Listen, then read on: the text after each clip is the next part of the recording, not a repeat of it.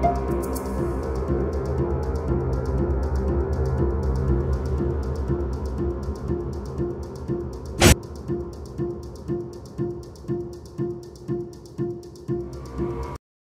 ng nasa gobyerno ngayon na umuusig sa aming pinakamamahal na pastor, Pastor Apollo C.T. Buloy, in behalf sa aming lahat ng mga ex-full-time miracle workers na medyo dugay-dugay po sa sugod. Ang appeal lang namin, or ang appeal po namin sa inyo, kagalang-galang na mga congressman, siguro naman matatalino kayo, pero ilagay nyo naman po sa tama yung katalinuhan nyo.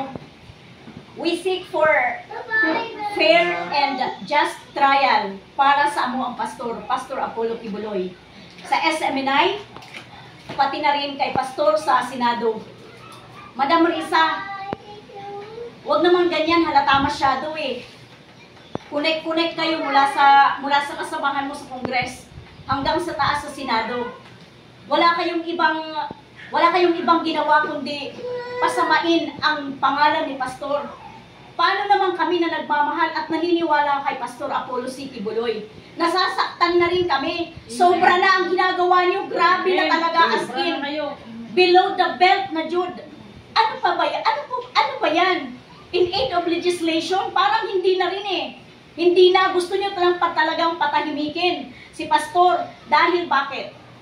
Dahil siya lang ang naglalahad at nagbigay ng platform para maisiwalang ang gawain ng NPA.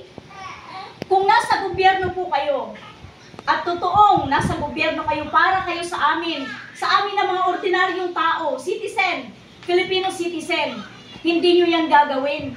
Kasi SMNI lang ang naglalahad ng katotohanan. At si SMNI lang ang nagbulgar kung ano yung maling gawain ng mga komunista. Masama po ba loob nyo? Natatamaan po ba kayo? Hindi namin alam eh, pero parang ganun. Bigyan nyo naman ng fair and just na trial si Pastor. Huwag naman ganyan, sobra na yan eh, sobra ang sakit-sakit na eh. Hindi na makatao yan, kahit makatao naman lang.